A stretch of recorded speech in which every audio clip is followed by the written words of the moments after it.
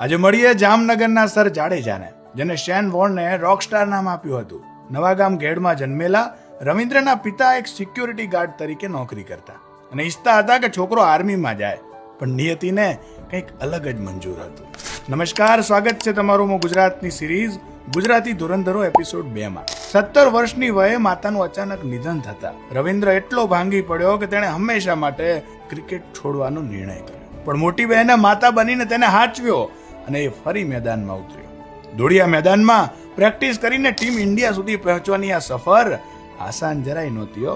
શરૂઆતમાં ખરાબ પ્રદર્શનના કારણે ટીમમાંથી બહાર પણ થવું પડ્યું અને પછી ડોમેસ્ટિક ક્રિકેટમાં ટ્રિપલ સેન્ચુરી ફટકારી અને વાપસી કરી. આજે રવિન્દ્ર જાડેજા દુનિયાના સર્વશ્રેષ્ઠ ઓલરાઉન્ડર અને ચિત્તા જેવો ફિલ્ડર છે. મેદાનમાં જ્યારે આ રાજપૂતી સેલિબ્રેશન કરે છે ને, ત્યારે ભલભલાના હોશ ઉડી જાય છે. ગુજરાતી ક્રિકેટરોની આવી જ રસપ્રદ કહાનીઓ જાણવા ફોલો કરો અમો ગુજરાતને.